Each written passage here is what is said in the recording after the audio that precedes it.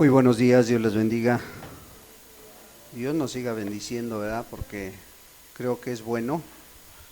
Dios es muy bueno con nosotros y nos da mucho gusto una vez más poder saludarles en el nombre de Cristo Jesús, mirando que Dios ha sido fiel con ustedes, con nosotros, con todos. Y pues eso es un gusto, es una alegría, el poder mirarnos, el poder glorificar a Dios juntamente. Pues nos hemos gozado en la preciosa alabanza que acabamos de escuchar, que acabamos de entonar, y pues esperamos que también Dios hable a nuestra vida, hable a tu vida, hable a mi vida primeramente, porque pues el propósito de todo esto es conocer más a Dios, es alabar y bendecir el nombre de nuestro Señor. Y pues qué bueno que te das un tiempo para estar en este lugar, escuchando la palabra de Dios. Y también quisiéramos mandar un saludo para todos aquellos que nos escuchan a través de la grabación. Hay hermanos que nos escuchan en Oaxaca, hay hermanos que nos escuchan en el Distrito Federal, en el Estado de México, en muchos lugares, hermanos, hasta Estados Unidos llegan las prédicas, y la gloria sea para Dios, hermanos. Porque de alguna o de otra manera, pues Dios nos bendice. Y también para todos aquellos que no conocemos, que en algún lugar escuchan la grabación, escuchan la prédica, pues también les mandamos un caluroso saludo a todos aquellos que no conocemos. Probablemente algún día los conozcamos, y si no los conocemos aquí en la tierra, ahí arriba esperamos vernos y esperamos alabar juntamente el nombre de nuestro Dios. Pues bien, hermanos, a lo largo de estas últimas semanas hemos estado mirando doctrinas fundamentales. Hemos visto 8 doctrinas fundamentales. Hoy vamos a ver otras 3. Pues esperando que Dios hable a nuestra vida y que nuestra fe aumente en nuestro Dios, ¿verdad? Pero para esto vamos a pedirle a Dios que Él hable a tu vida y hable a mi vida. Padre, en el nombre de Jesús te damos muchas gracias, Dios. Gracias, Señor, por un domingo más en el cual nos permite reunirnos en tu nombre, Señor, en este lugar. Padre, nos hemos gozado en esta alabanza tan preciosa, Señor. Hemos podido decir que tú eres nuestro Padre y que somos tus hijos. Padre, ahora queremos que a través de tu voz, de tu palabra, hables a nuestra vida, Señor. Padre, que vengas y afirmes estas 3 doctrinas que vamos a mirar hoy. Queremos que tu Espíritu Santo, Señor, venga a hablar a nuestra vida, Señor, y venga a tratar con cada uno de una manera muy personal, Señor, para poder conocerte cada día más, Señor, para poder amarte, para poder servirte cada día mejor, Señor. Amado Dios, tenemos mucha necesidad de ti, Señor. Tenemos esa hambre y esa sed de seguir creciendo espiritualmente hablando, Señor. Ven y dale vida a tu palabra esta mañana, Señor, en el nombre de Cristo Jesús. Amén, Señor, y amén.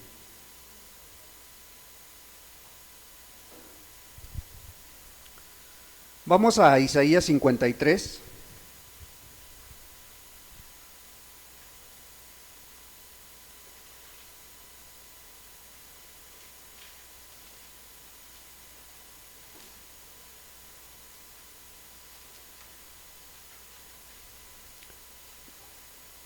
Isaías capítulo 53, le vamos a dar lectura al versículo 7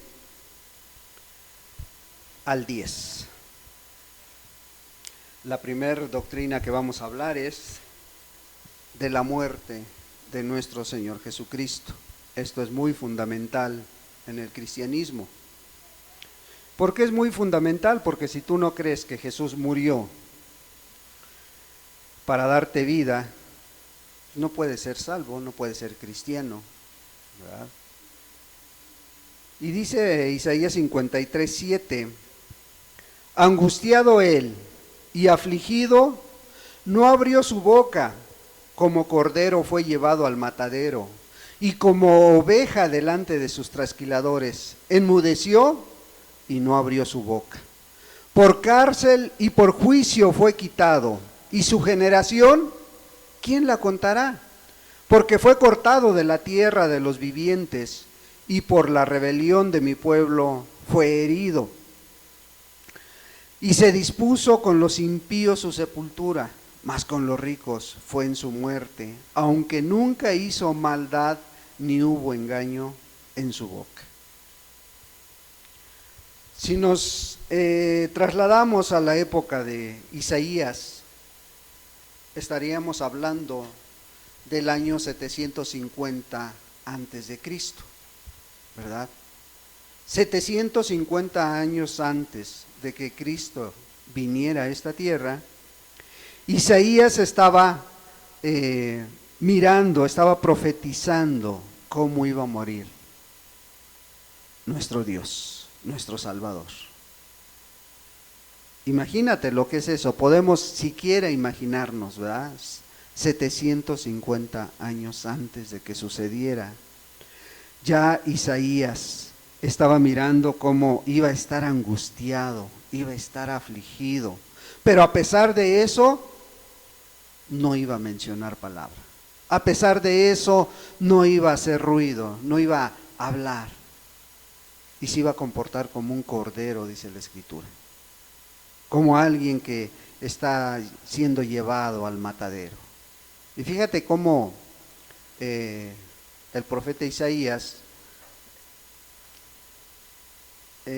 pone el ejemplo de un cordero, de una oveja. ¿Por qué? Porque estos animales son tan nobles que cuando los van a sacrificar no hacen ruido, no hacen lo que otros animales, mucho escándalo. ¿Qué pasa cuando van a sacrificar a un cerdo? Todo el mundo lo escucha a su alrededor, ¿verdad? Todo el mundo sabe que van a matar un cerdo ahí. Pero cuando una oveja, muy pocos se dan cuenta. ¿Sí? Muy pocos se dan cuenta de lo que sucede. Pues te digo, 750 años antes ya estaban mirando Isaías cómo iba a terminar el Señor. Y todo esto, pues todo esto se cumplió al pie de la letra.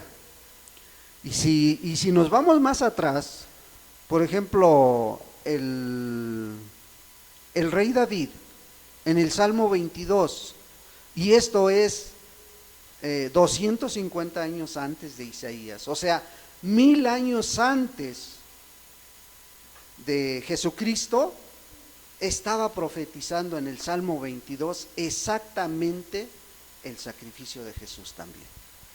1000 años antes, imagínate, ¿sí? En los labios del rey David estaba profetizando, estaba mirando el sacrificio y estaba describiendo tal cual en el Salmo 22 el sacrificio de Jesús. Y esto es muy maravilloso, ¿verdad? Que cientos de años atrás ya estuviera profetizado. Pero lo que nos interesa a nosotros es mirar cuál fue el propósito de esta muerte. Sí, sabes que Cristo murió, sabemos que Cristo fue crucificado, sabemos que Jesús vino a este mundo y murió y resucitó, pero ¿cuál fue el propósito realmente de esta muerte? ¿Por quién murió? ¿Sí? ¿Murió por el justo? ¿Murió por el limpio? No, murió por ti y por mí. Mira lo que dice el apóstol Pablo en Romanos 5. Romanos 5.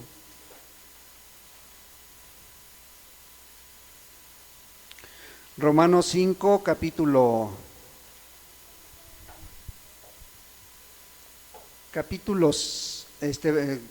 5, versículo 6, perdón. Porque Cristo cuando aún éramos, fíjate bien, porque Cristo cuando aún éramos débiles a su tiempo, murió por los impíos. ¿De quién está hablando? ¿De quién está diciendo Pablo? Dice, porque Cristo cuando aún éramos, ¿a quién está mencionando ahí? A ti y a mí. Cuando aún éramos, dice. ¿Sí? Cuando aún éramos débiles, cuando aún éramos débiles, a su tiempo murió por los impíos. No murió por los justos, no vino por el justo, vino por el impío. Por aquel que realmente se siente mal delante de Dios. Por aquel que cuando mira su vida y se da cuenta cuánto ha ofendido a Dios y a su prójimo más cercano, que pueden ser sus familiares, pueden ser su esposa, sus padres, sus hijos, ¿verdad? Bueno, ahí cuando más débiles eras, cuando más impío eras, Cristo estaba muriendo por ti. ¿Sí? Cuando más débil eras a la carne, o sigue siéndolo, no te conozco, no sé, ¿verdad? Pero dice que en ese momento Dios, fíjate lo que hizo, versículo 8, mas Dios muestra su amor para con nosotros, una vez más, para con nosotros, ahí estás incluido, ahí estoy incluido. Mas Dios muestra su amor para con nosotros en que siendo aún pecadores, no te habías arrepentido, no habías buscado a Dios, eras pecador todavía, Cristo murió por ti. Y murió por mí también. Eso es lo maravilloso, que Dios muestra su amor. Dice el apóstol Juan que Él nos amó primero. No esperó a que tú le amaras. Él, en medio de ese pecado, en medio de esa inmundicia en la cual vivíamos, Él puso un medio de reconciliación. ¿Cómo? Matando a su Hijo en la cruz. Cargando todo tu pecado, todos nuestros pecados ahí en la cruz. ¿Para qué?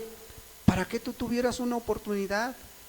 Versículo 10, porque si siendo enemigos fuimos reconciliados con Dios por la muerte de su Hijo, mucho más estando reconciliados seremos salvos por su vida. ¿Sí?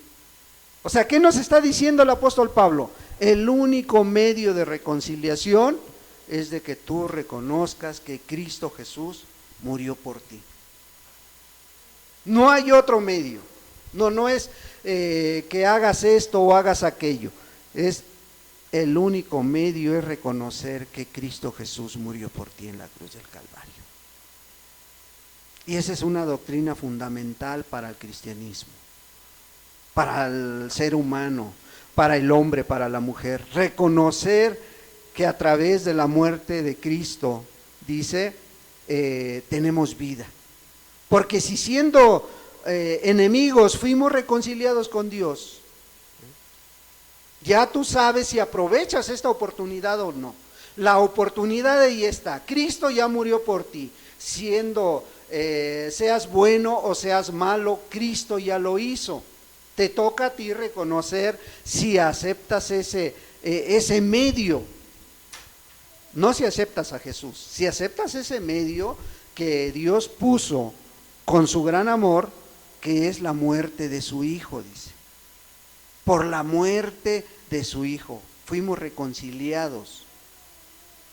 Dice, mucho más, fíjate, estando reconciliados, seremos salvos por su vida. O sea, ¿qué está diciendo Pablo? Dice, mira, si siendo pecador, Dios ya puso el medio para que tú te reconciliaras con Él, para que tú te volvieras a Él, ¿cuándo más? Dice, ¿cuánto más? Si ya te reconciliaste, ahora vas a recibir más siendo salvo. ¿A través de qué? A través de la muerte de Cristo. Mucho más estando reconciliados, dice, pues seremos salvos.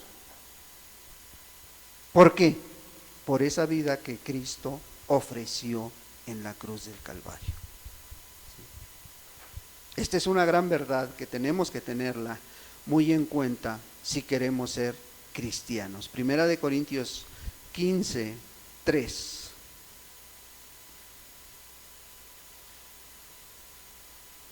Hoy nos vamos a ir un poquito más rápido para alcanzar a sacar las tres doctrinas. Primera de Corintios 15, 3 dice: porque primeramente os he enseñado lo que asimismo recibí, ¿sí? Que Cristo murió por nuestros pecados conforme a las Escrituras. ¿Qué estaba haciendo el apóstol Pablo aquí? Bueno, les estaba predicando de la muerte de Jesús, les estaba predicando de la muerte y resurrección de Cristo. Pero él mismo dice: mira, lo que yo aprendí, ¿de dónde? De las Sagradas Escrituras, es lo que te estoy enseñando, les está diciendo el apóstol Pablo, ¿sí? Porque primeramente os he enseñado lo que asimismo recibí. ¿Qué tuvo que hacer Pablo para ser ese gran hombre de Dios?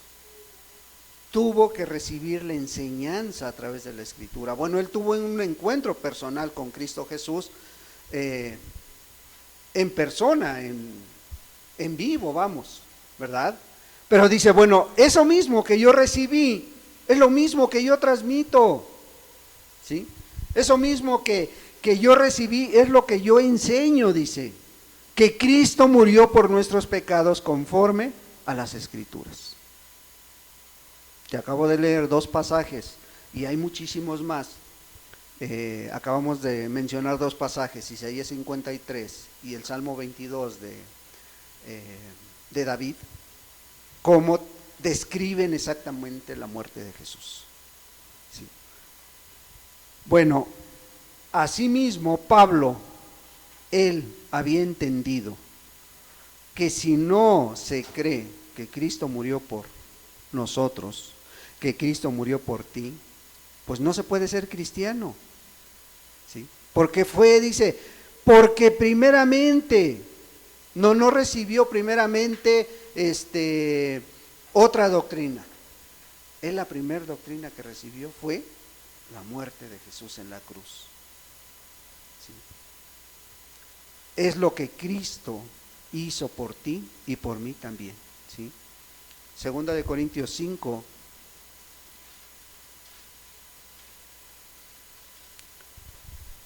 versículo 15.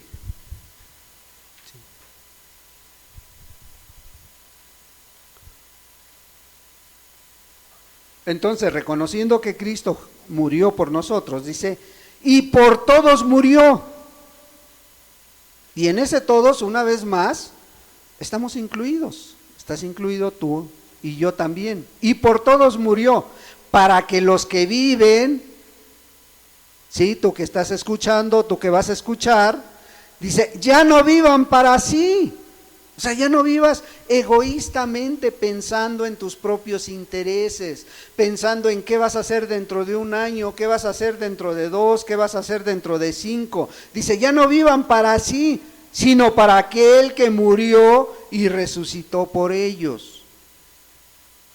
O sea, si realmente tú crees y quieres ser cristiano, tienes que vivir de acuerdo a la voluntad de Dios.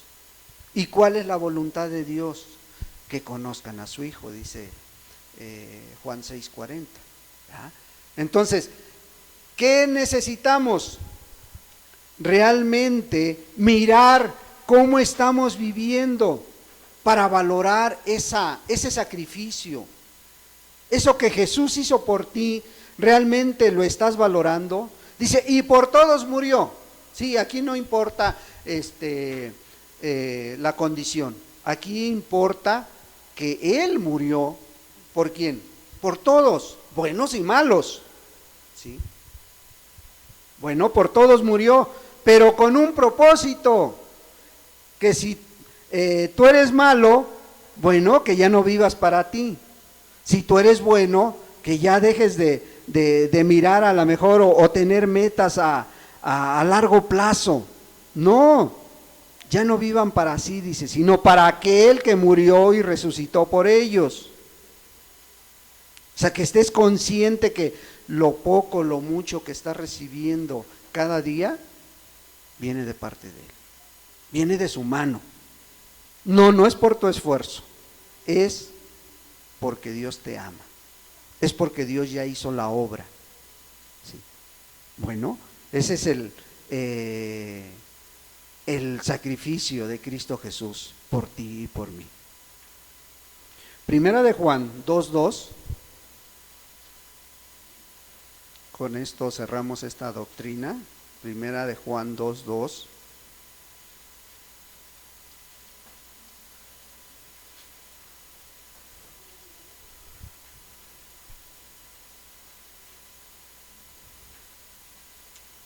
Fíjate, le vamos a dar lectura desde el 1. Dice: hijitos míos, estas cosas os escribo para que no pequéis.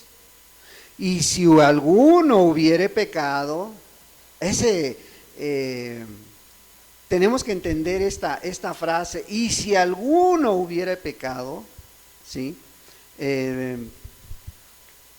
Abogado tenemos para con el Padre, a Jesucristo el justo. Esto, fíjate, esto no es de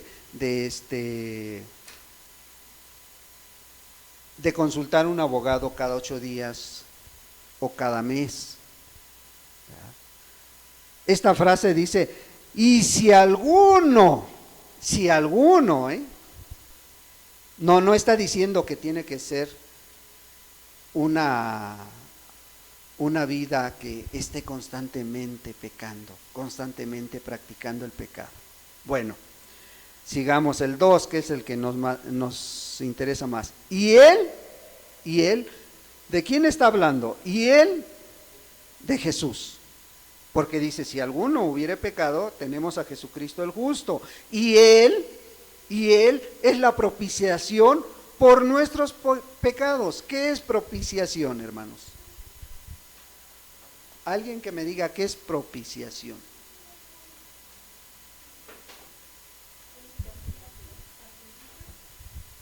Es la ofrenda, es el sacrificio, ¿verdad? Él es la ofrenda. Propiciación es ofrenda, es la ofrenda por nuestros pecados, el pago por nuestros pecados, si lo quieres ver de otra manera. Y no solamente por los nuestros, sino también por los de todo el mundo. ¿Sí? Entonces la pregunta sería: ¿todo el mundo va a ser salvo? No. Únicamente aquellos que valoren la muerte de Cristo. Únicamente aquellos que realmente reconozcan la obra redentora de Cristo Jesús en la cruz del Calvario, ¿verdad? Y pudiéramos seguirnos toda una prédica a través de esta doctrina, pero tenemos que seguir avanzando porque son muchísimas las que todavía nos faltan por compartir. Y vamos a pasar a la segunda doctrina de esta mañana. Juan 13,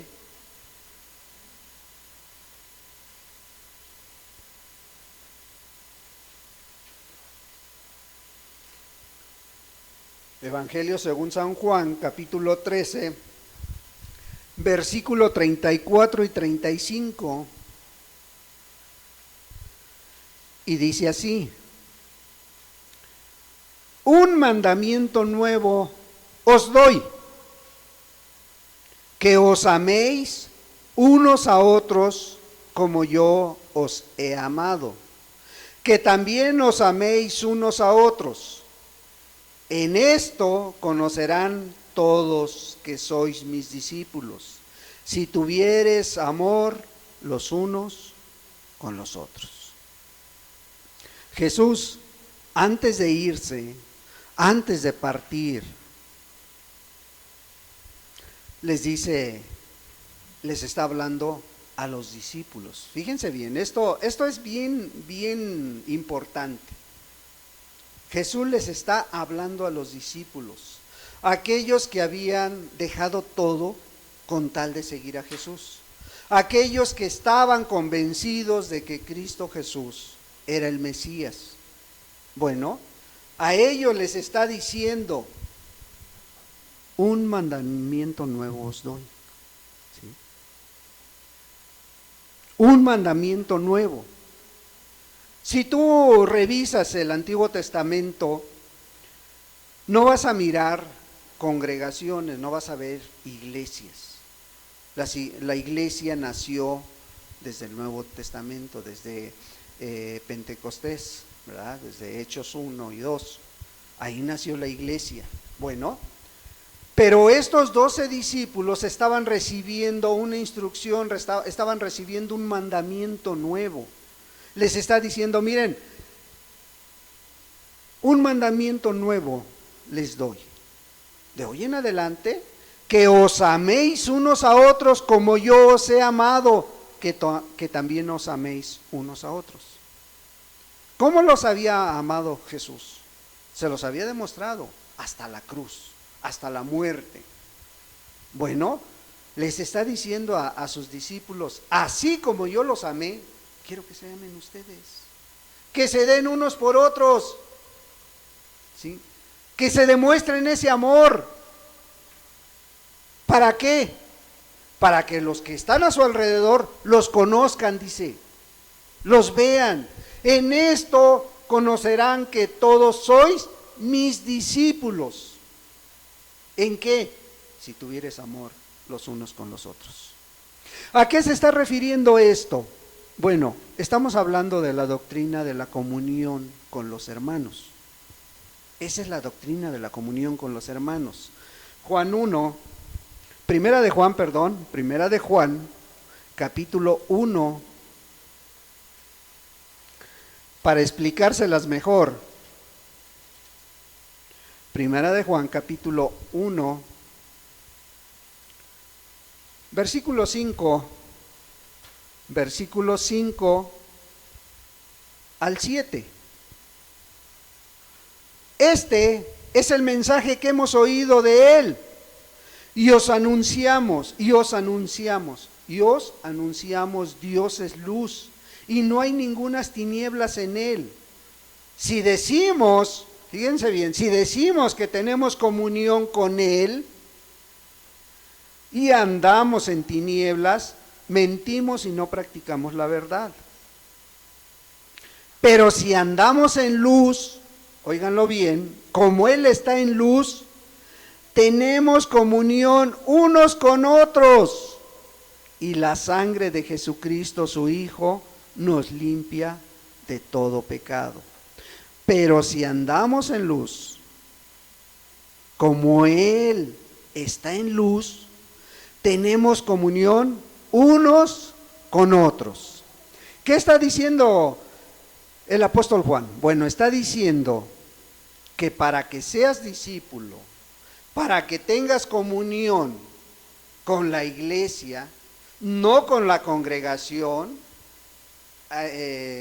nosotros formamos una congregación. Esta es una congregación.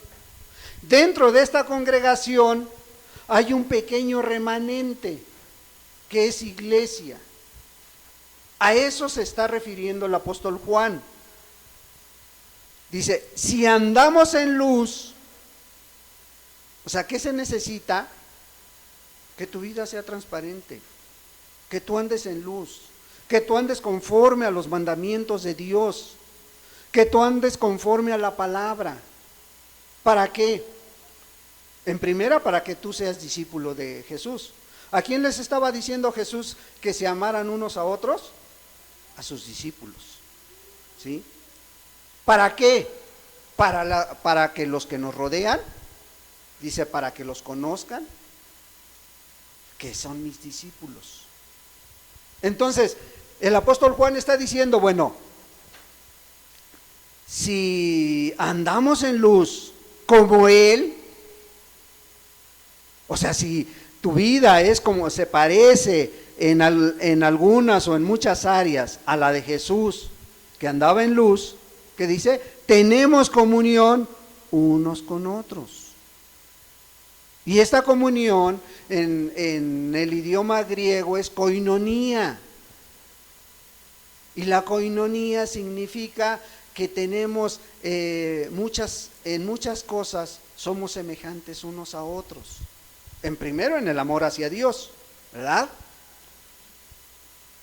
¿En qué otras cosas compartimos esta koinonía? En que tenemos el amor de Dios. Para todos sus discípulos que andan en luz, bueno, tienen amor, ¿sí? Pero no nada más eso, tienen en mente también la extensión del reino, tienen en mente amar a su prójimo, tienen en mente orar a Dios, conocer más a Dios, ¿sí? ¿Cómo servir mejor a Dios? Esa es la mentalidad que debería tener el discípulo, o que debe de tener, ¿verdad? Pero ¿a poco esto se ha dado en algún otro tiempo, en algún otro lugar, en alguna otra iglesia? Sí podemos mirar que en algún otro lugar o en alguna otra época se ha visto esta koinonía en los discípulos de Dios, aparte de los discípulos que él tuvo personalmente. ¿Sí lo podemos ver? Sí lo podemos ver, hermanos, en la iglesia primitiva que surgió, ¿sí? ¿Qué dice Hechos 2:42? A ver, vamos a verlo para que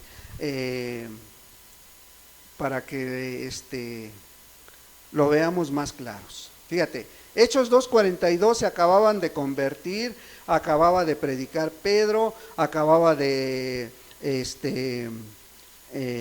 tener 3,000 salvos, no simpatizantes, no congregantes, 3,000 cristianos que se agregaron a esa iglesia, a esos discípulos, se agregaron 3,000 a través de la prédica de Pedro.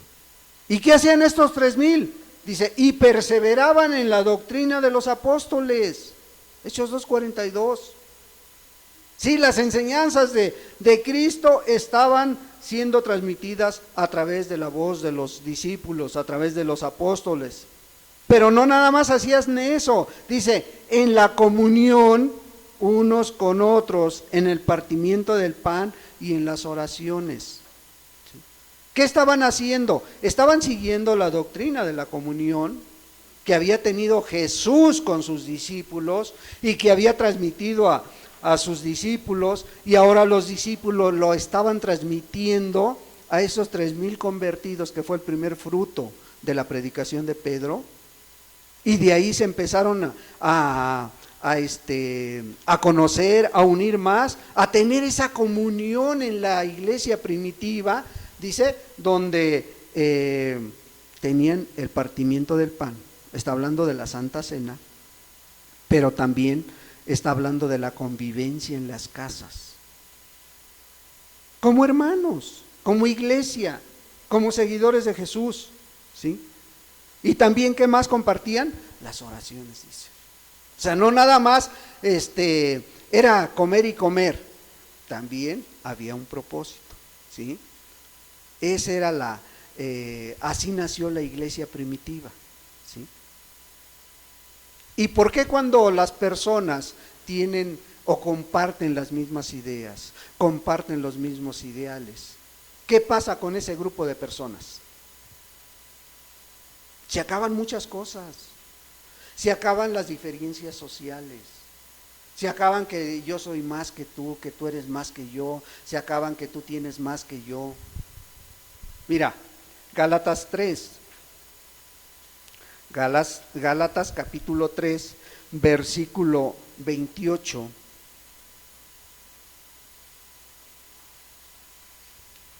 El mismo apóstol Pablo está diciendo, ya no hay judío ni griego, no hay esclavo ni libre, no hay varón ni mujer, porque todos vosotros sois uno en Cristo. Sí, aquello que a lo mejor hay muchas diferencias cuando tú llegas a un lugar como estos, a lo mejor te ven de reojo, a lo mejor te miran a ver qué haces, cómo eres, ¿sí? Pero cuando tú te identificas con esos discípulos, cuando tú te identificas con esa iglesia, se caen las barreras sociales, se caen las barreras de pensar cosas que no deberían de darse en la iglesia. Bueno, esas quedan atrás, ¿sí? ¿Por qué?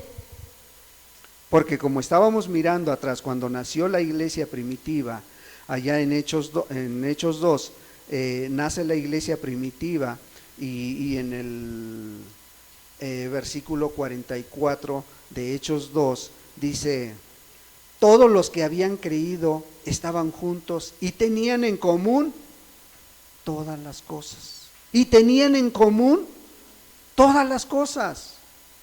Se acaban las diferencias, se acaban de que tú eres comerciante, de que tú eres albañil, tú eres mi hermano, tú eres mi hermana, como decía la alabanza, ¿sí? ¿En qué? ¿Por qué eres mi hermano? ¿Por qué eres mi hermana? En su amor.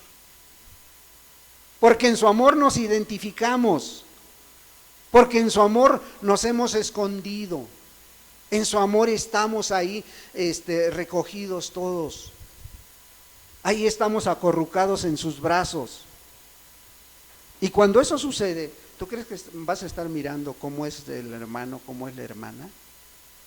No, estás alabando que Dios ha salvado una vida más. Estás alabando que Dios ha traído una persona más. Estás alabando que Dios te ha dado una familia en Cristo Jesús. Por eso el salmista decía: aunque mi padre y mi madre me deje, dice, con todo Jehová me recogerá. Y cuando tú te sientes identificado, estás en comunión con un grupo de personas, es una gran bendición para la vida del cristiano, hermanos, esto que es la comunión entre los hermanos. ¿Sabes por qué? Porque aquí se acaban los chismes, los rumores, que fulanito dijo de aquello, que sutanita dice esto.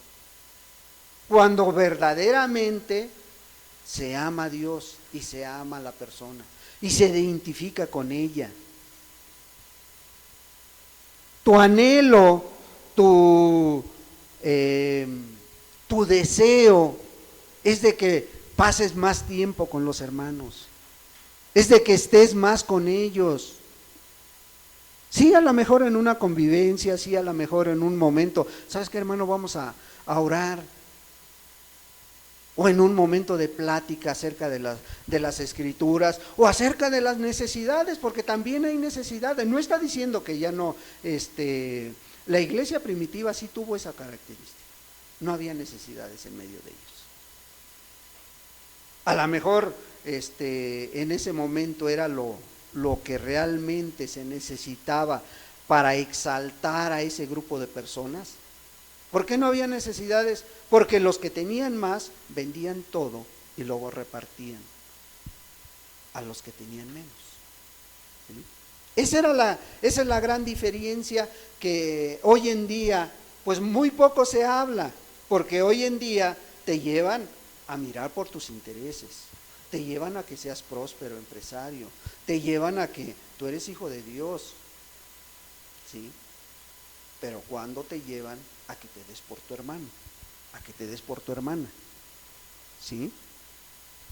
Entonces, para ser esos discípulos, ¿qué tenemos? Como dijo el Señor Jesús: ámense, ámense como yo los he amado, amándonos fraternalmente. Amarnos fraternalmente es sin doble intención. Voy a acercarme a esta familia, voy a acercarme a este hermano, a ver qué me convida, a ver qué me pasa, a ver qué saco. No, el amor fraternal es muy diferente. Primera de Pedro 3:8. Primera de Pedro 3:8.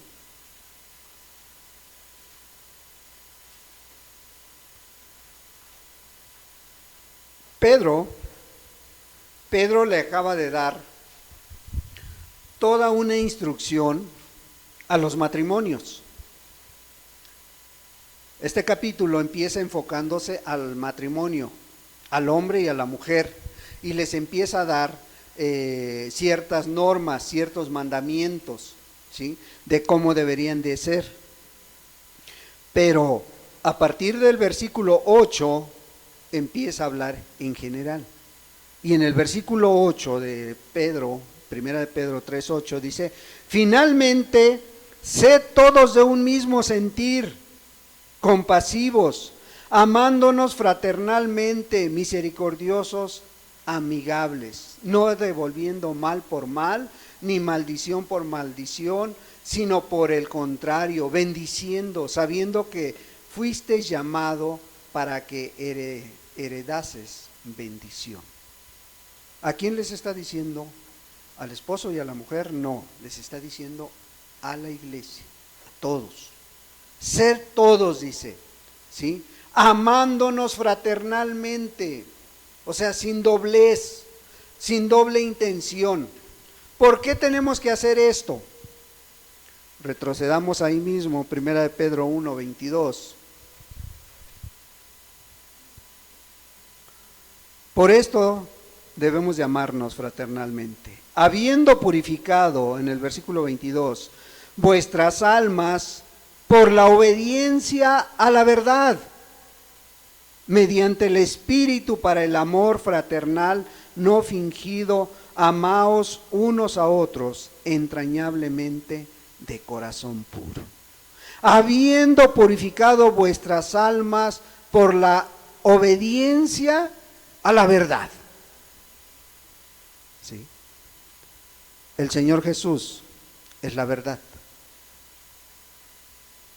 Y el rey Salomón, por ejemplo, en Proverbios 23:23 dice: compra la verdad y no la vendas. Compra la verdad y no la vendas. ¿Sí?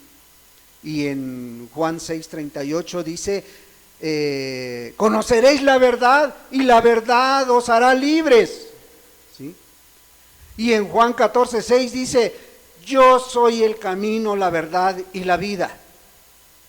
¿Y qué está diciendo el apóstol Pedro? Habiendo purificado vuestras almas por la obediencia a Cristo Jesús, la verdad. A la verdad, dice. ¿Verdad?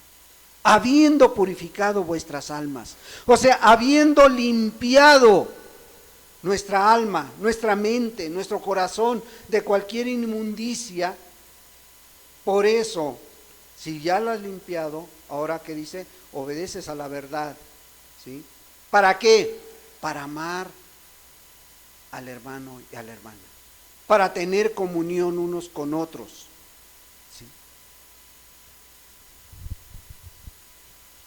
Esa es la doctrina de la comunión. Primera de Juan 3:16. Primera de Juan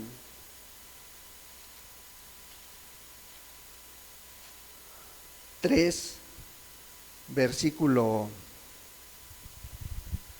16. Aquí ya está avanzando más la demanda de la comunión. En esto hemos conocido el amor, en que Él puso su vida por nosotros. También nosotros debemos poner nuestras vidas por los hermanos. ¿Qué está diciendo el apóstol? En esto dice, ¿en qué? En esto has conocido el amor, en que Él puso su vida por nosotros. ¿Qué veíamos en la muerte de Jesús? Que dice, habiendo mostrado el amor de Dios, dio a su Hijo. ¿Para qué? Para que tú tuvieras la oportunidad de ser salvo. Ahora, tú tuvieras la oportunidad de tener comunión con un pueblo que le ama, con un pueblo que le sirve, con un pueblo que ha apartado su vida para darla en servicio a Él. Bueno, dice, en esto hemos conocido el amor, en que Él puso su vida por nosotros. Ahora, ¿qué dice? También nosotros debemos poner nuestras vidas por los hermanos. Y esto trae muchas implicaciones, hermano. ¿Sí? Que realmente si tú te identificas, si tú conoces al hermano, a la hermana, si tú convives con el hermano, con la hermana, con la iglesia, ¿sí?, no vas a permitir o no vas a admitir una acusación en contra de un hermano, en contra de una hermana, sin antes tener una idea clara de lo que está sucediendo con ese hecho, con ese acontecimiento. Siempre y siempre tienes que poner por encima al hermano, aún de un congregante, aún de un familiar, aún de un impío. Tienes tú que defender los intereses de Dios, y la vida de un hijo de Dios está dentro de esos intereses. Y el apóstol va más allá. El apóstol dice, bueno, si tú has conocido el amor de Dios, ¿cómo? En que Él puso su vida por ti. Bueno, ahora también nosotros, dice, debemos poner nuestra vida por los hermanos. Y aquí es donde ya a veces ya no lo hacemos. ¿Sí? ¿Por qué? Porque a veces ponemos en duda lo que dice el hermano, lo que dice la hermana. A veces sin investigar ponemos en duda estas cosas, ¿sí? A veces sin investigar te vas más por lo que dijo fulano o dijo sutano, sin ir directamente con el hermano, con la hermana, y ver y aclarar las cosas.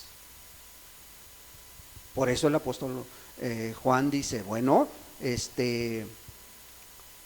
si tú has reconocido el amor de Dios, si tú has reconocido que Él dio su vida por ti, ¿qué tienes que hacer? También tú poner tu vida por el hermano o la hermana, ¿sí? Para que esto suceda, ¿qué tiene que pasar? Que tú y ese hermano se conozcan, haya una comunión, una coinonía, hayan los mismos intereses, las mismas ideas, las mismas metas.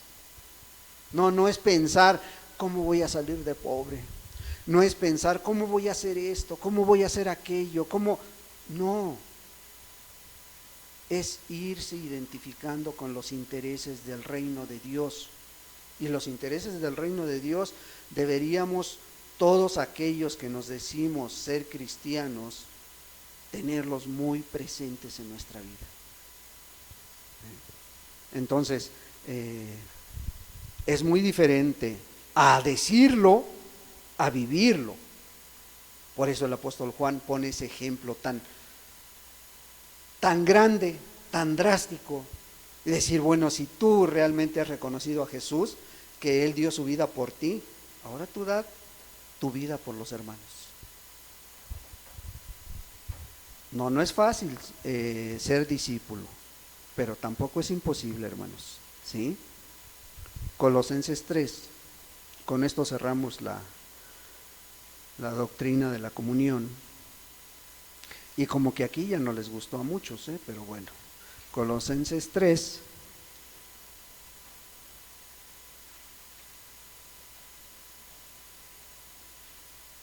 versículo 12 al 14. Vestíos pues como escogidos de Dios, santos y amados de entrañable misericordia, de benignidad, de humildad, de mansedumbre, de paciencia, soportándonos unos a otros y perdonándoos unos a otros si alguno tuviere queja contra otro, de la manera que Cristo os perdonó, así también hacedlo vosotros. Y sobre todas estas cosas, todo lo que te acaba de mencionar, es bien importante, dice, sobre todas estas cosas, vestidos de amor, que es el vínculo perfecto. Una vez más, sobre todas las cosas externas, viene el apóstol Pablo a poner en primer lugar al amor. Es la misma enseñanza de Cristo Jesús. Dice, en esto conocerán a mis discípulos, ¿en qué? en que se amen unos a otros. ¿Qué dice el apóstol Pablo? Dice, bueno, mira, vístete como escogido de Dios. ¿Cómo se viste un escogido de Dios? Santo, aparta su vida para Dios, ¿sí? Amados, de entrañable misericordia, de benignidad, de humildad, ¿sí? No se cree más, que tiene mucho conocimiento, no, de mansedumbre, de paciencia, que esa es la que tristemente es una de las áreas más defectuosas en las iglesias, ¿sí? Y aquí pues no está exenta. Paciencia, esa paciencia que viene a surgir cuando viene lo contrario, cuando viene el problema, viene la lucha. ¿Por qué? Porque la paciencia de la cual está hablando el apóstol Pablo es la paciencia que va en contra de la adversidad. Y esta paciencia en el griego significa upomone, que quiere decir que va en contra de aquello que cuando más duro está el problema, tú estás bien tranquilo, con mucha paciencia, porque tienes esa paciencia de Dios. Y el apóstol Pablo, fíjate, está diciendo, vístete de esa paciencia. ¿Para qué? Para soportar unos a otros, para perdonar unos a otros. ¿Cómo? De la manera que Cristo te perdonó. Así también hazlo con tu esposo, con tu esposa, con tus hijos, ¿sí? Porque a veces queremos aplicarlo esto en otros, pero en nosotros, en nuestra vida, en nuestro matrimonio, no queremos aplicarlo. Esa paciencia, ese soportarnos unos a otros. Ese soportarnos significa aplicar esa paciencia que Dios da a nuestras vidas. Pero, dice el apóstol Pablo, pero mira, independientemente de todas estas cosas, lo más importante, dice, sobre todas estas cosas, dice, vístete de amor. Y ya tú lo ves, el amor que es, el amor es sufrido, el amor es benigno, el amor todo lo sufre, todo lo espera. O sea, lo más importante, dice, vístete de amor, ¿sí? Porque este es el vínculo perfecto. ¿Cuál? El amor, la comunión. Porque si tú amas, vas a tener comunión con el hermano. Si tú amas a Dios, vas a tener comunión con tu esposo, con tus hijos, con tu familia, con tus vecinos. Porque el amor todo lo sufre, todo lo espera, todo lo soporta, hermanos, ¿sí? Si tú te das cuenta, lo que dijo el Señor Jesús, lo estamos cerrando de la misma manera, ¿sí? Es el mismo tema, la misma idea, ¿sí? ¿En qué van a conocerte que eres discípulo de Jesús? En el amor que tengas. ¿Hacia quién? Hacia todos, hacia tu prójimo. Y sobre todo, a la iglesia de Cristo Jesús, ¿sí? Pasamos a la tercera doctrina fundamental, Lucas 11. Y son doctrinas que ya las hemos escuchado, hermanos, que a veces no le damos la importancia de vida. Esta tercera que vamos a tocar es bien importante y todos ya la conocen, pero la mal practican. Eso es lo triste. Lucas 11.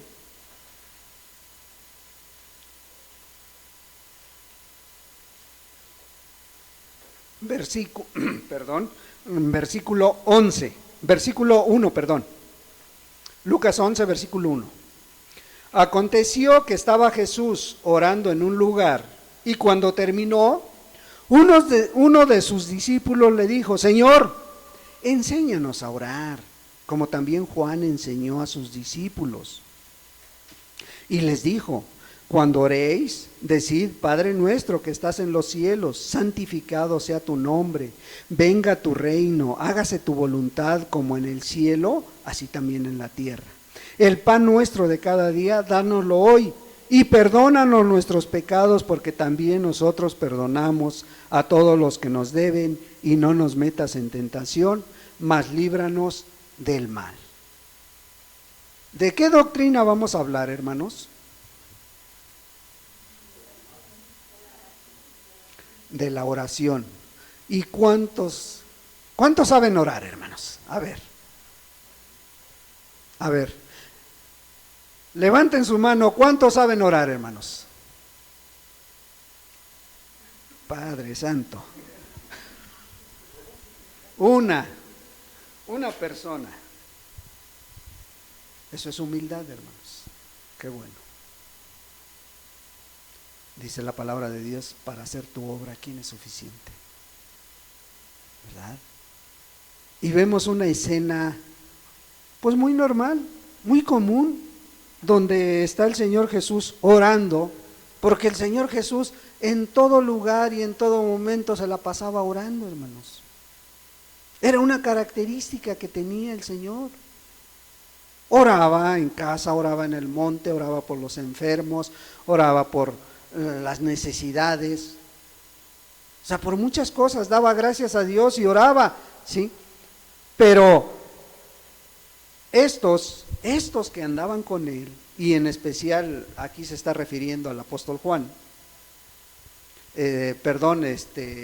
a sus discípulos, ¿qué le dice? Señor, enséñanos a orar porque no sabemos. Y ojalá, hermanos, ojalá y que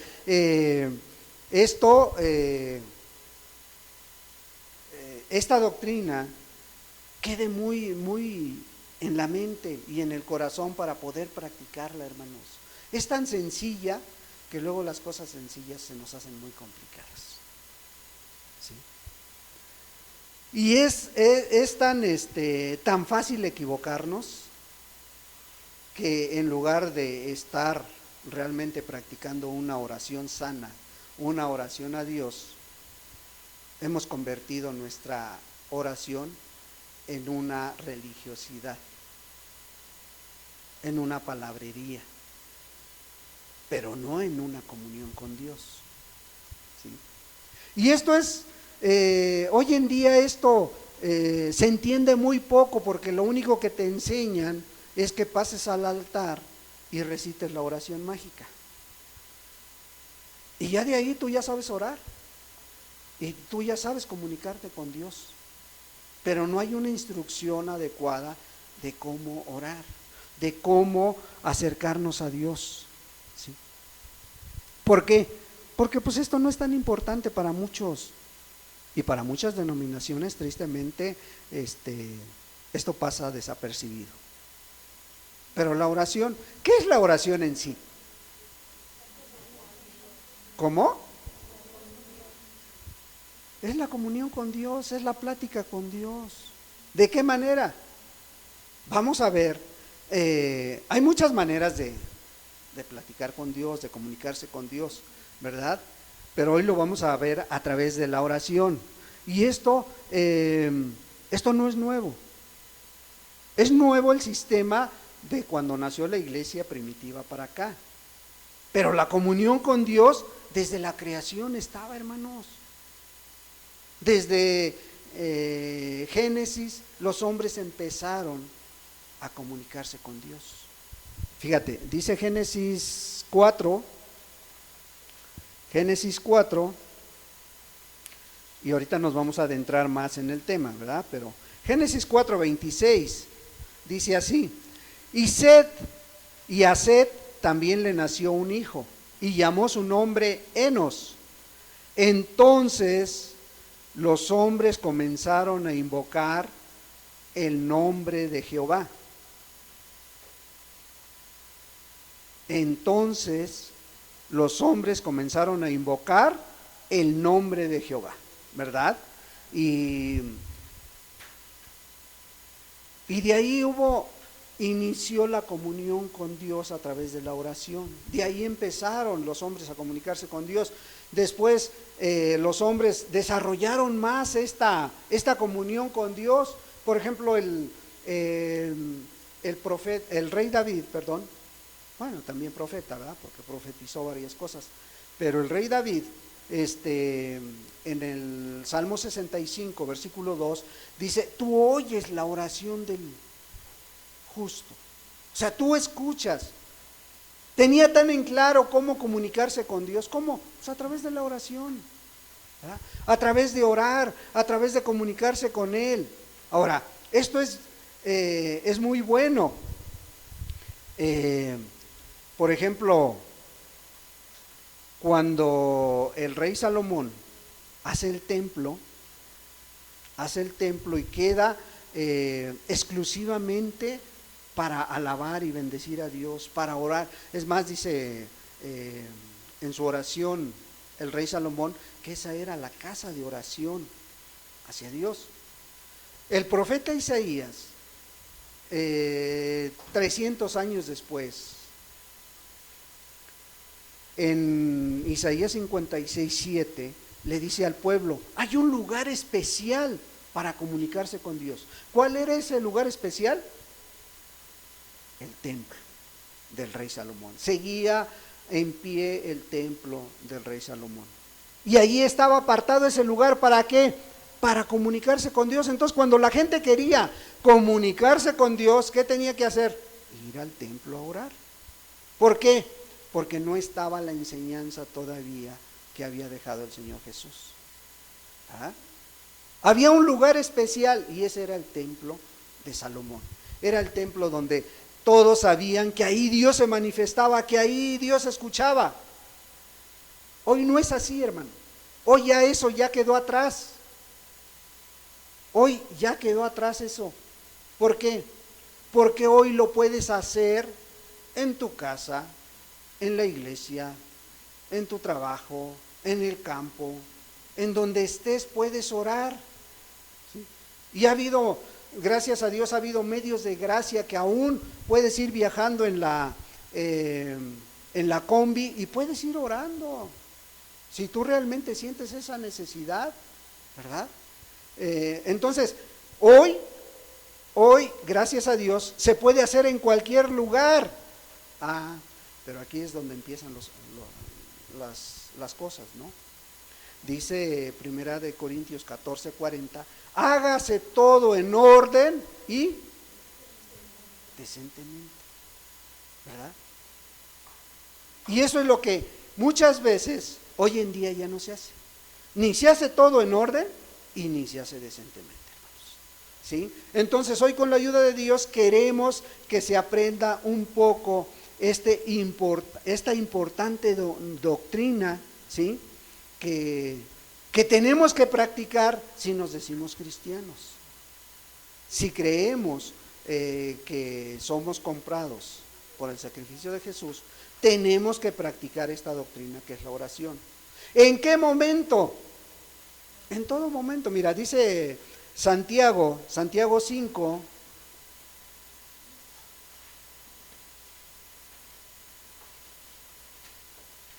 Santiago capítulo 5, versículo 13, dice: ¿está alguno entre vosotros afligido? Haga oración. ¿Está alguno alegre? Cante alabanzas. ¿Sí? ¿Está alguno enfermo entre vosotros? Llame a los ancianos de la iglesia y oren por él, ungiéndole con aceite en el nombre del Señor. Y la oración de fe salvará al enfermo, y el Señor lo levantará, y si hubiere cometido pecados, le serán perdonados. Confesaos vuestras ofensas unos a otros y orar unos por otros para que seáis sanados. La oración eficaz del justo puede mucho. Y pone un ejemplo. Elías, dice, era hombre sujeto a pasiones semejantes a las vuestras. O sea, tenía los mismos problemas que tú y yo, ¿sí? Y oró fervientemente para que no lloviese. Y no llovió sobre la tierra por 3 años y 6 meses. Y otra vez oró, y el cielo dio lluvia, y la tierra produjo su fruto. Entonces, ¿qué nos está diciendo el apóstol Santiago? Bueno, ¿estás afligido? Haz oración, dobla tus rodillas, ora a Dios, ¿sí? ¿Estás enfermo? Bueno, si tu fe no te alcanza para que Dios te sane en ese momento, pues llama a los ancianos, llama a tu hermano, a tu hermana con el que tengas más comunión, y pues habla que vengan a orar por ti, ¿sí? Y la oración de fe, dice, la oración de fe no únicamente viene del predicador, viene del pastor, viene del evangelista, no, nada más viene de él. La oración de fe, ¿qué dice? Viene por cada uno de aquellos que realmente tengan fe en Cristo Jesús. ¿Te acuerdas cuando allá en Marcos 2, parece Marcos 2, cuando aquellos 4 llevaban cargando al paralítico, ¿sí? Y lo metieron, porque había mucha gente, ya no cabían, ya no entraban, dice que hicieron un hoyo por el techo y lo metieron por ahí, bajaron al paralítico esos 4. Y cuando baja, ¿qué le dice el Señor Jesús? ¿Qué exclama el Señor Jesús? Dice, al ver la fe de ellos, ¿de quiénes? ¿Del enfermo? ¿Al ver la fe de Jesús? No, dice al ver la fe de ellos. ¿Por qué?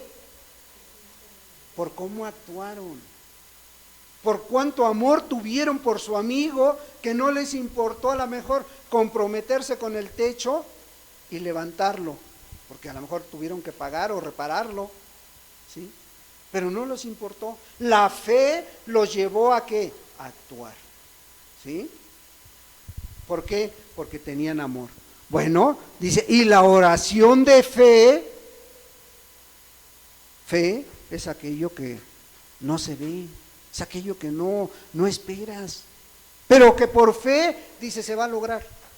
Bueno, cuando tú realmente oras con esta expectativa, que dice, el Señor lo levantará. Y si hubiera cometido pecado, le serán perdonados. ¿Ah? Vemos la instrucción acerca de que tenemos que orar. ¿Cuándo? Bueno, en todo tiempo, ¿sí? En todo tiempo debemos de estar orando en comunión con Dios, ¿sí? Pero más por quiénes, Efesios 6. Todavía no entramos de lleno a la enseñanza de la oración, Efesios 6.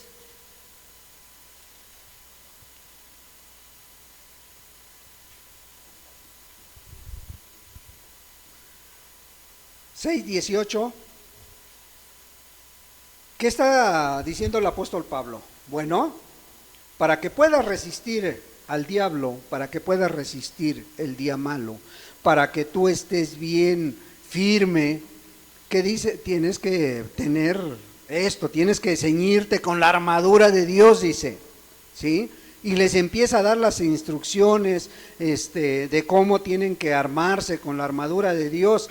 Y en el versículo 18 les dice, orando en todo tiempo, con toda oración y súplica en el Espíritu, y velando en ello con toda perseverancia y súplica por todos los santos.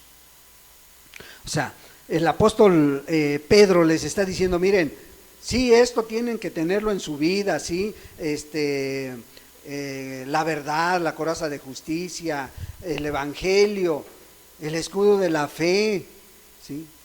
Tu salvación debes de tenerla muy en cuenta, la espada del Espíritu, dice, pero sobre todo, dice, orando en todo tiempo.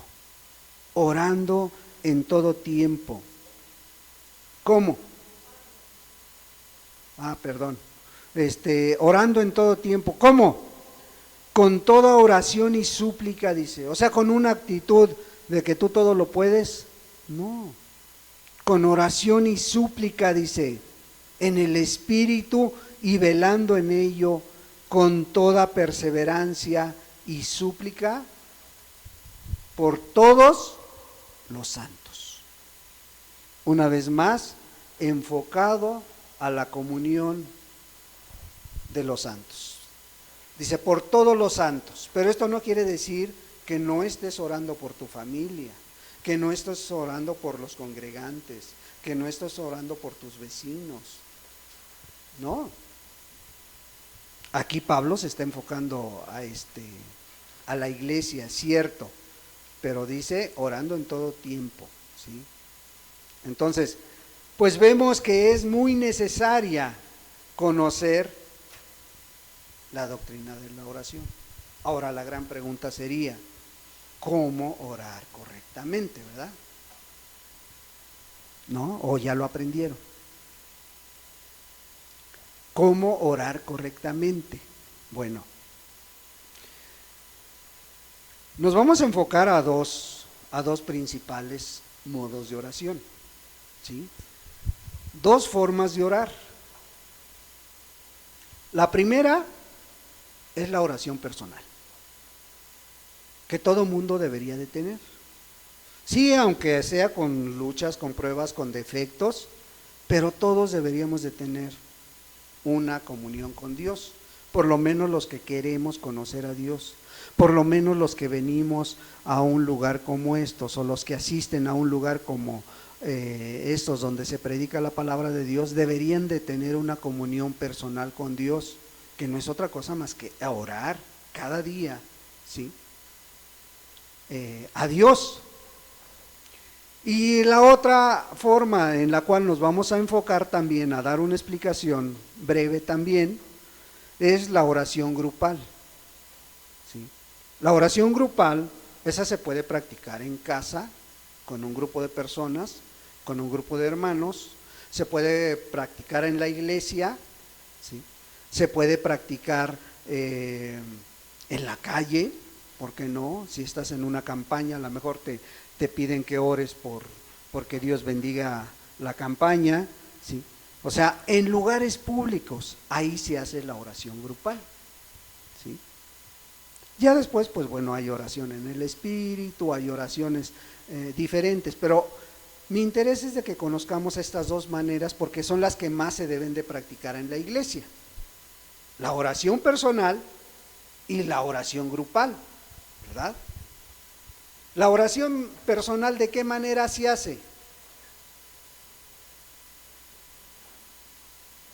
¿Cuál fue la instrucción del Señor Jesús acerca de la oración personal? A ver, vamos a Mateo 6.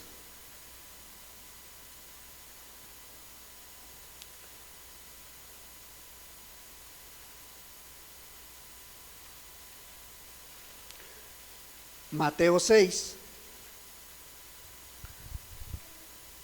versículo 5. Mateo 6, versículo 5.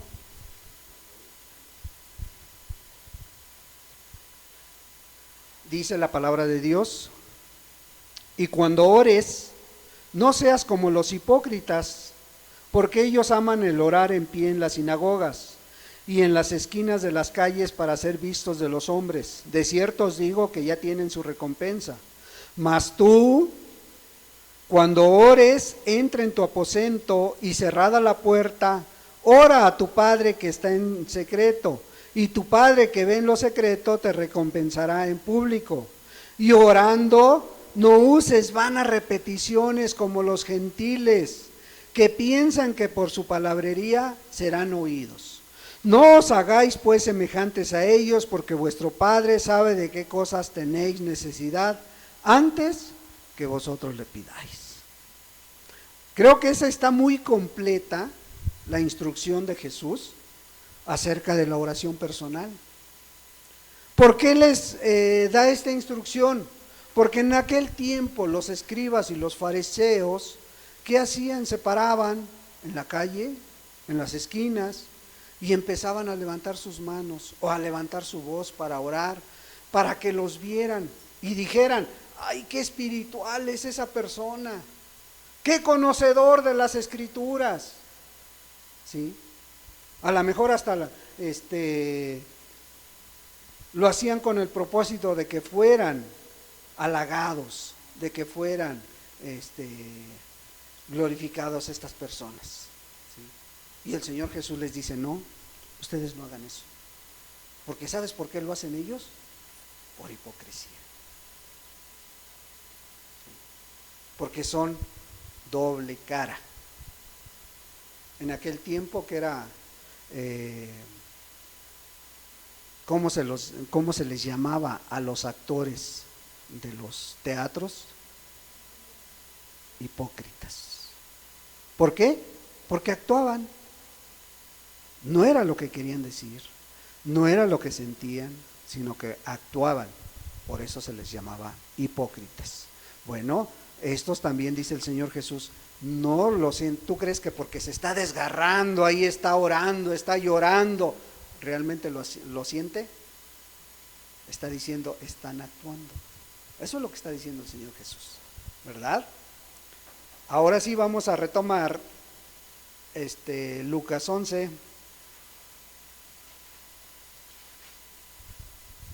Lucas 11, y nos vamos a enfocar ahorita a la oración personal.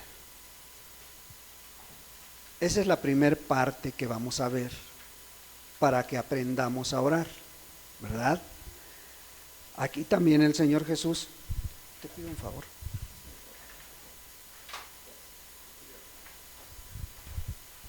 Dice el Señor Jesús,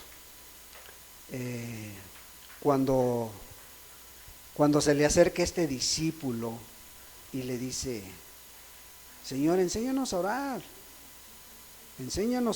dice. Bueno, les está diciendo, les empieza a decir, fíjate, les empieza a decir de esta manera. Y esto es bien importante que lo sepan, ¿sí? ¿Por qué? Porque en esta oración que el Señor hace, da varias enseñanzas. En esta oración, gracias, en esta oración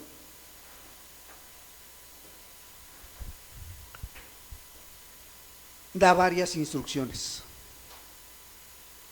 Fíjate, cuando el Señor empieza a dar la instrucción, les dice: cuando oréis, decid, Padre nuestro. Ahora, ¿qué está diciendo el Señor Jesús? Cuando Él está diciendo Padre nuestro, está dando una gran enseñanza. Porque en aquel tiempo no se le permitía decir Padre a nadie más que al que te dio la vida y a Dios. ¿Sí? Nada más. Pero el Señor Jesús le está diciendo: mira, para que tú entiendas cómo es el amor de Dios, Él te permite que le llames Padre. ¿Por qué? Porque así tú te vas a sentir seguro, tú te vas a sentir amado por Él. Porque es la única manera que los hijos decían al Padre. Le mostraban su amor. Bueno, el Señor Jesús está diciendo: mira, Dios es tu Padre. ¿Sí? Y cuando tú te acerques a orar, dile lo que traes en tu corazón. Desgarra tu alma. Puedes decirle de cualquier manera: Padre, Señor, Padre mío, Padre Santo, Creador del cielo y de la tierra. ¿Por qué? Porque en tu oración personal, ahí puedes glorificar a Dios de muchas maneras. Puedes ser agradecido con Dios, decir lo que traemos en el corazón. Y ahorita lo vas a entender por qué te estoy diciendo esto, ¿verdad?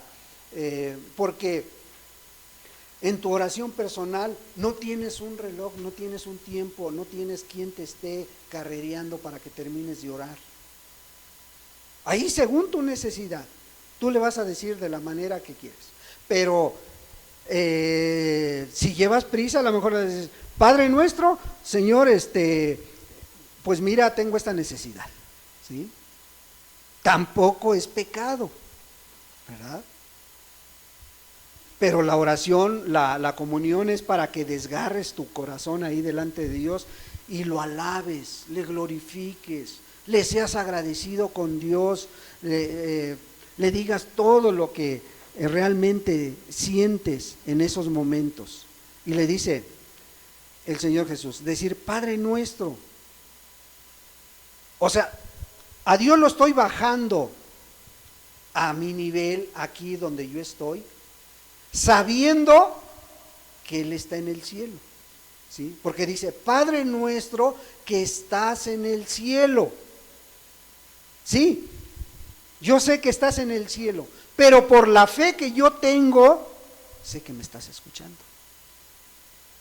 Sé que tú estás a mi lado, tú estás conmigo, ¿sí? Por eso le está diciendo, bueno, cuando tú ores, dile al Señor: Padre nuestro, porque no está diciendo: di Jesús nuestro, dice Padre nuestro. Y la manera correcta del cristiano es decir: Padre nuestro, ¿sí?, que estás en el cielo, en el nombre de Jesús. ¿Por qué? Porque le estás dando el lugar también a Jesús. Yo me acerco a ti. Yo me acerco a ti con la confianza, con la fe que tú me has dado. Yo me acerco a ti. No estoy haciendo a un lado ni a Dios ni a Jesús. Les doy su lugar a cada uno de ellos. Entonces, Padre nuestro, en el nombre de Jesús, yo me acerco a ti. ¿Para qué? Porque dice el segundo párrafo, dice: santificado sea tu nombre. Yo me acerco a ti, Señor, dándote gracias por esto, por aquello, por todo. Pero también, ¿para qué? Santificado sea tu nombre, dice. Para apartar tu nombre, para apartarlo yo y glorificarlo y llevarle gloria, para guardarlo, para darle toda la honra y la gloria que se merece. Santificado, dice. ¿Sí? Santo es apartado, ¿verdad? Entonces, ¿qué tengo que hacer? Que el nombre de Jesús en mi vida, en un lugar muy especial, esté aparte de todas las cosas materiales, aparte de todas mis relaciones interpersonales. Que el nombre de Jesús en mi vida tenga un lugar especial. Y de ahí te puedes seguir con tu oración, ¿sí? O sea, esto es: aparta tu nombre para respetarlo, ¿sí? Después dice la oración, dice: venga tu reino. Venga tu reino. ¿Qué está diciendo el Señor Jesús? ¿Sí? Cuando a Él le preguntaron, dice que se le acercaron y le preguntaron: oye, Señor, ¿cuándo va a venir tu reino? ¿Qué les dijo? Tu reino está en medio de ustedes. ¿Por qué? Porque cuando el reino de Dios está en una vida, está apartada del pecado, ¿sí? Está apartada de la idea del mundo, está apartada de cualquier cosa material. ¿Por qué? Porque le está dando prioridad al reino de Dios. Venga tu reino. ¿En quién? En mi vida. Venga tu reino en la vida de la iglesia. Venga tu reino en mi familia, Señor, que no quiere nada de ti. En mis hermanos, en mis hijos. Venga tu reino. Y empiezas a orar ¿por quiénes? Por los hermanos. Empiezas a orar por tus hijos. Empiezas a orar por tu esposo. ¿Por qué? Porque ese es tu anhelo que tienes en tu alma. Venga tu reino, Señor. ¿Sí? Para que estas vidas cambien, para que estas vidas sean transformadas. Eso es lo que le está enseñando. Venga tu reino, ¿sí? Y hágase tu voluntad. Una vez más, ¿en quiénes? Pues primero en mí.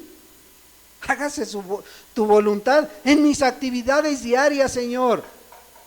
En mi trabajo, en mi casa. Que se haga tu voluntad. Pero también en la vida de mis hermanos. Pero también en la vida de mis hijos. Pero también en la vida de mi familia. Hágase tu voluntad, Señor. ¿Tendrás tema para orar? Dios te lo está dando a través del Padre Nuestro. O sea, te está enseñando cómo orar. Venga, tu reino, hágase tu voluntad. Como en el cielo, así también en la tierra. ¿Sí? ¿Por qué? Porque estamos aquí en esta tierra. Porque mientras estemos aquí tenemos el deseo de que la voluntad de Dios se haga. El reino de Dios se extienda. Entonces ya estamos mirando cómo el Señor Jesús estaba dando la instrucción. Y luego le dice, el pan nuestro de cada día, dárnoslo hoy. No está poniendo en primer lugar su necesidad física y material, pero sí le está dando un lugar para que tú puedas orar también.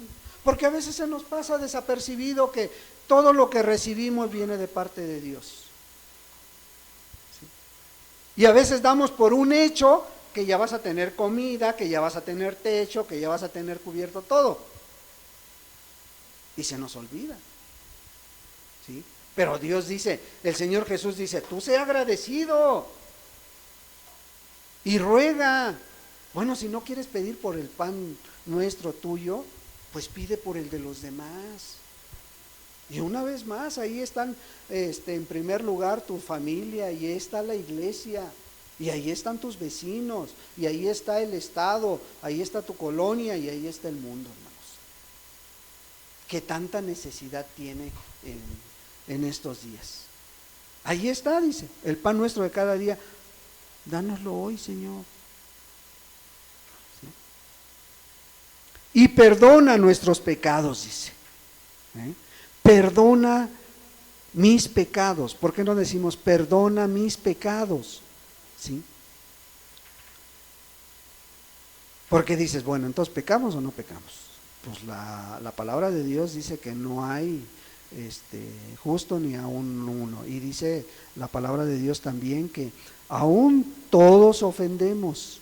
Mientras estemos en este cuerpo, ¿sí? Pero una cosa es pecar a lo mejor de una manera descuidada o distraída, y otra cosa es pecar con alevosía y ventaja.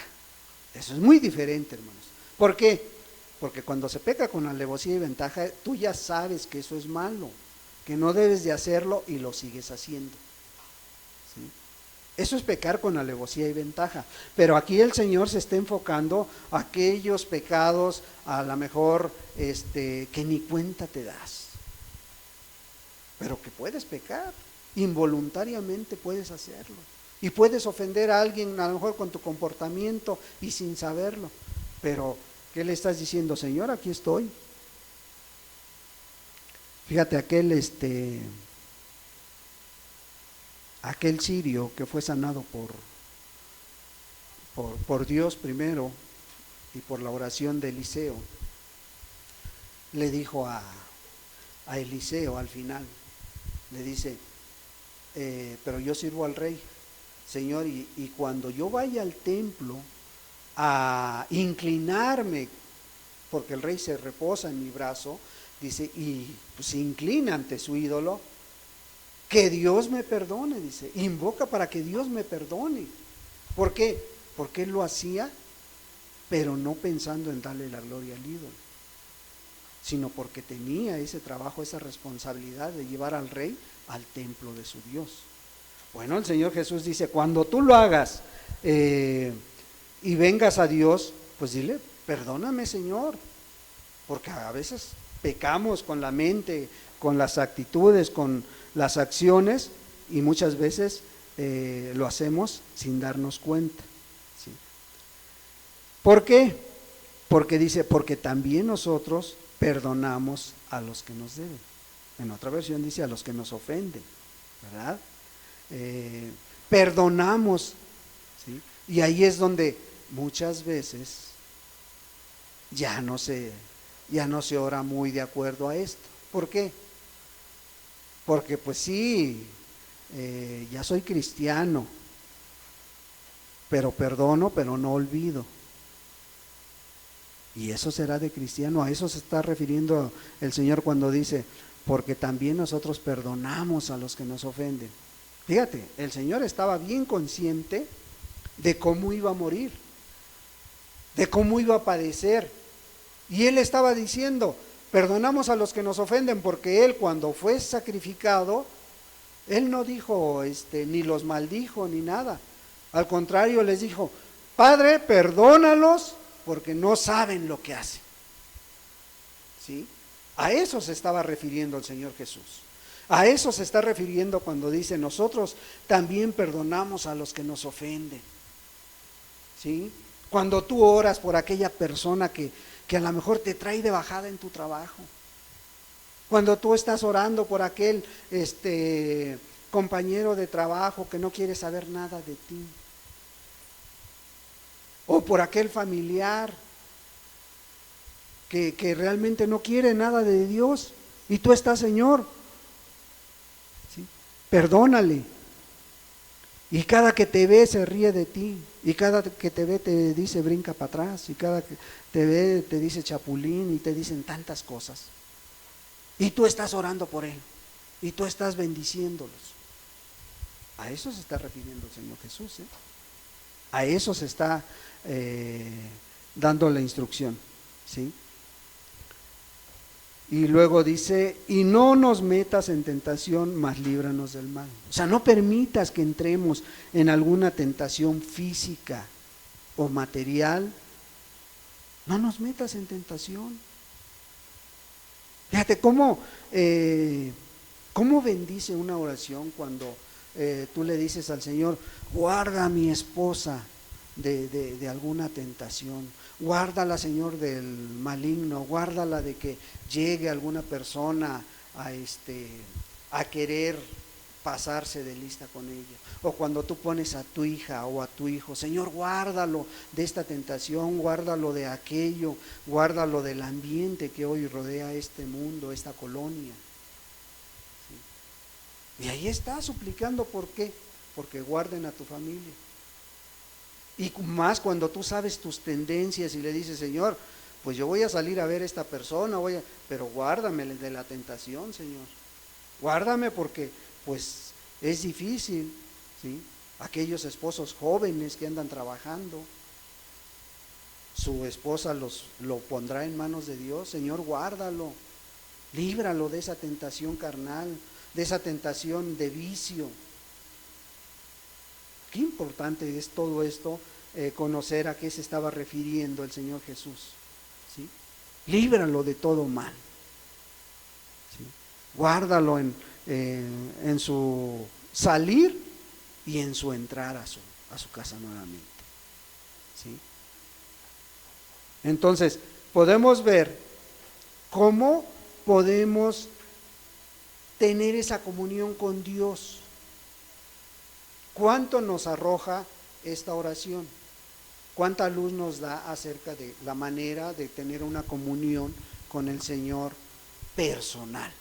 Porque esa es una oración personal la que podemos hacer, tú y yo. Y la otra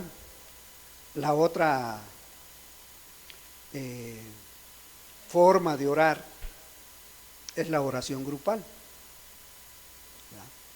Y esta es mucho más complicada porque no ves una enseñanza tan clara como la oración personal. ¿Sí? Pero partiendo de los principios que nos marca la Escritura, es que dice, hágase todo en orden y decentemente. Con orden, ¿sí? Y cuando tú vas a un lugar público, cuando tú vas a una iglesia, cuando tú vas a un templo o a un salón donde se predica la palabra de Dios y empiezan a orar, uno por aquí, otro por allá y otro por allá y todos, y cada quien ora a su manera, ¿sí? ¿Hay un orden? Cada quien lo está haciendo a su manera, ¿sí?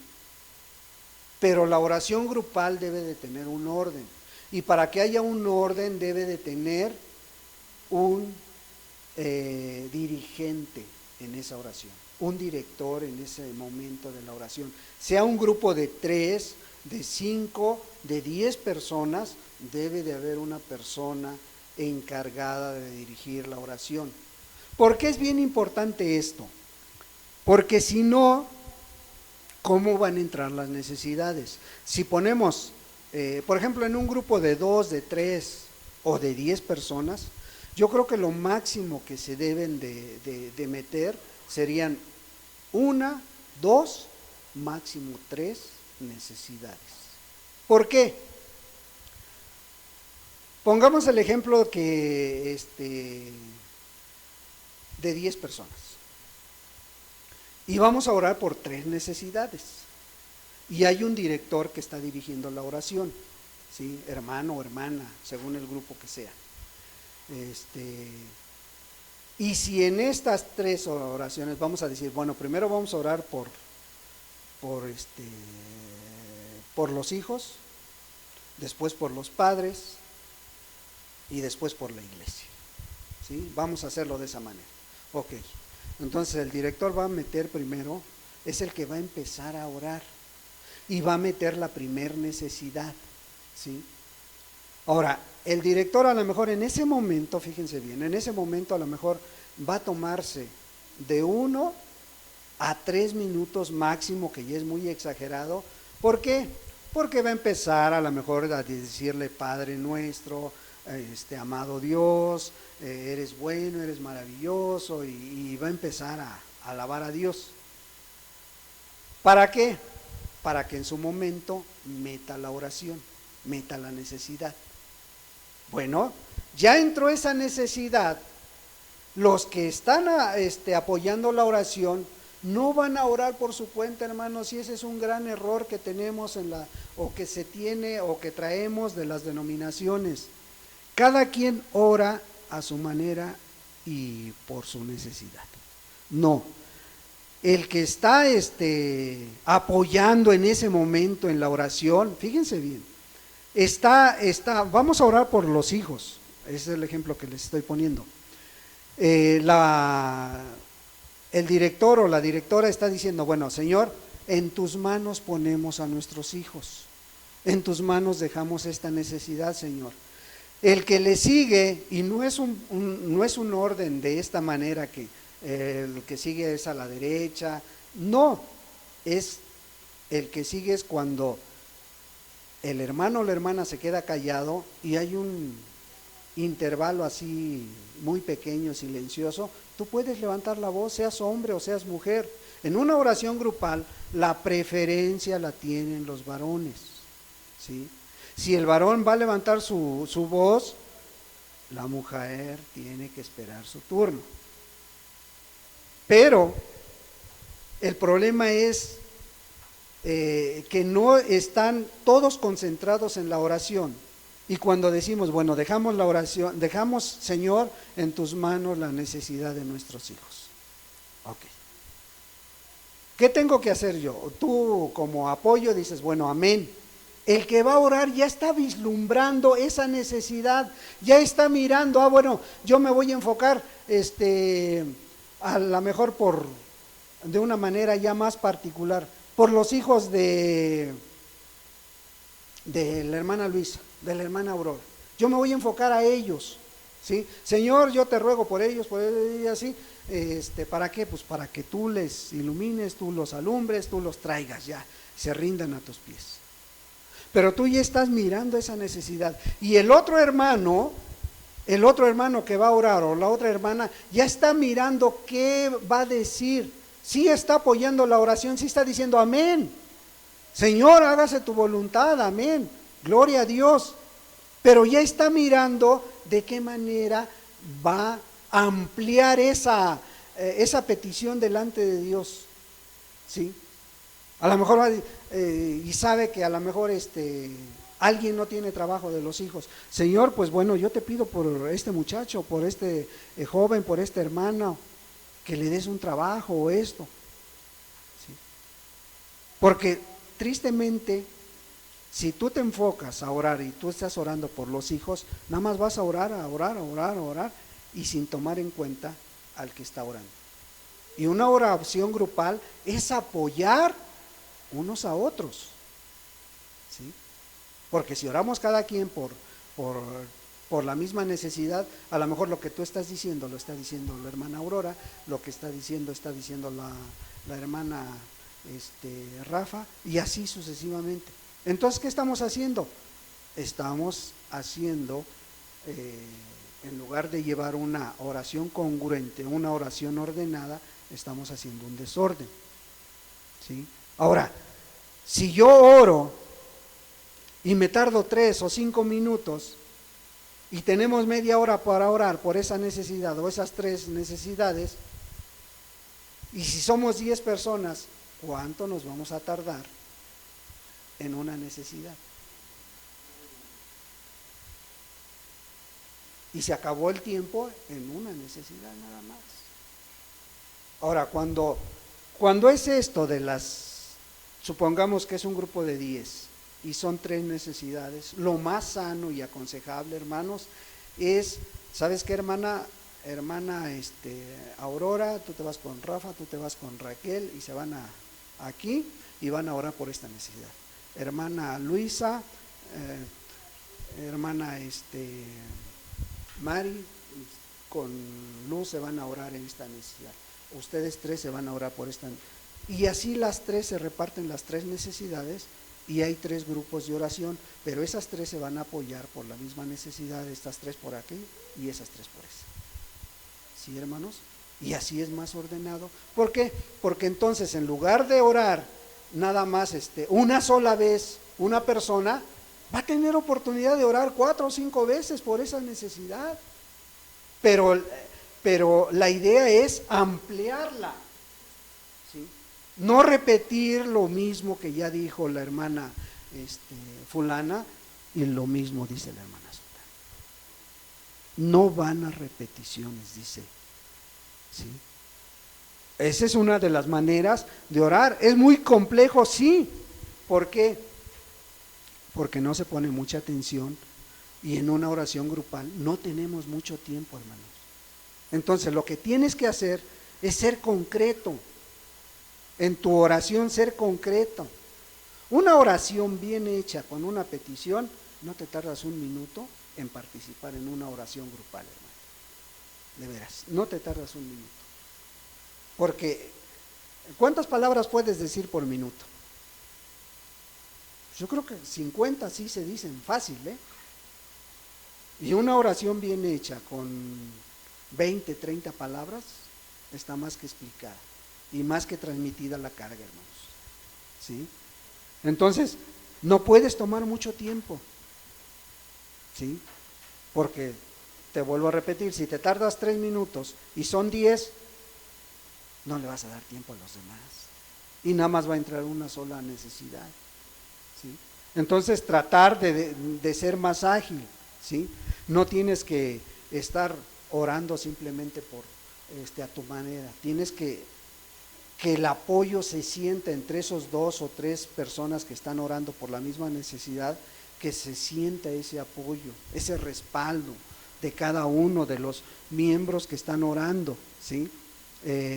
No puedes tú adelantarte a meter las peticiones. Hay un director que tiene que ir metiendo una por una las peticiones hasta que se termine de desmenuzar esa necesidad, entra la otra.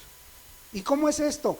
Pues es que cuando ya no hay mucho material para orar por esa misma necesidad, se va quedando callado el grupo, se va quedando callado, y es el momento adecuado para que entre la segunda petición, si es que hay segunda.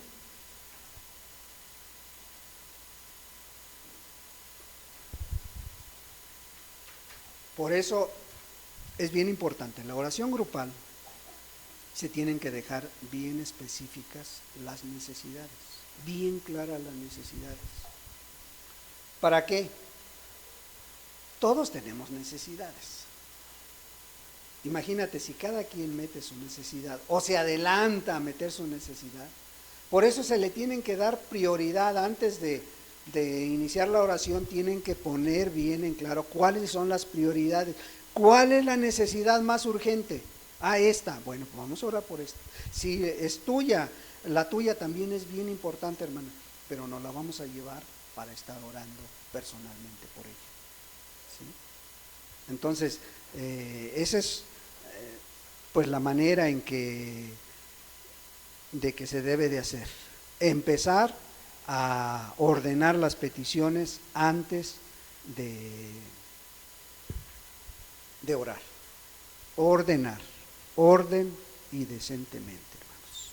¿Sí? En la Biblia nada más encuentras en Hechos 1, cuando vino el Espíritu Santo, cuando bajó a la iglesia primitiva, dice que todos estaban hablando, ¿sí? No sé, a lo mejor unos específicamente le estaban dando el mensaje a cada persona en su lengua materna, ¿sí? Por eso fue tan sonado ese momento, porque los incrédulos dijeron, estos están borrachos, ¿verdad? Y Pablo, cuando habla en Corintios acerca del orden que se debe de tener, dice, ¿qué va a pensar aquel incrédulo que entre si hay 2 o 3 profetas hablando en su lengua o están orando? Porque muchos dicen que son profetas, pero ni dan un mensaje específico, ¿sí? La profecía es para edificación, exhortación y consolación. Esa es la profecía que marca la Escritura, ese es el propósito. Y a veces mucha gente está en lugares, hay muchos lugares que lo hacen de esa manera, que cada quien está hablando a su manera. Y dice el apóstol Pablo, y si llega el incrédulo, ¿no van a pensar que están locos? Dice. ¿Por qué crees que mucha gente, en lugar de salir bendecidos de algunos lugares, salen espantados de lo que ven? Porque no hay un orden, ¿sí? Pero no porque muchas veces no porque ellos quieran hacerlo de esa manera, porque no hay una instrucción adecuada bíblica que venga a instruirlos, ¿sí? Y esto tristemente tiene que surgir de los predicadores. Aquellos que ocupamos un púlpito tenemos la obligación de instruir a las iglesias, ¿sí? Entonces, ojalá, hermanos, ojalá y les sirva esta instrucción y podamos poner en práctica todo lo que aprendemos de la palabra, porque pues también nosotros aprendemos, ¿sí? Entonces, pues hermanos, démosle gracias a Dios por estas 3 doctrinas, y todavía nos faltan casi la mitad de las doctrinas fundamentales, ¿sí? O sea, todavía faltan muchas doctrinas, que nos vamos a brincar muchas, sí, vamos a tratar de sacar las más importantes, porque también tenemos que hablar de las falsas doctrinas, también tenemos que hablar de las doctrinas que no son tan esenciales, ¿sí? ¿Como cuáles? La venida del Señor. No es esencial, sí es muy esencial que creas en ella. Es esencial que estés preparado, pero no es esencial que sepas cuándo va a venir, porque ni el mismo Señor Jesús lo sabía, dice, ¿verdad? Y eso no te hace ni más ni menos cristiano el que digas, pues yo me voy a ir antes de la tribulación, o yo me voy a ir después de la tribulación. ¿Será tan importante o es más importante que estés preparado por si hoy viene? Yo creo que es más importante que si hoy viene el Señor, nos encuentre como las vírgenes prudentes, ¿sí? con tu lámpara llena. ¿Sí? El día y la hora solo Dios lo sabe. Pero de que va a venir, eso es indudable, hermanos. De que creemos en su venida, eso es indudable.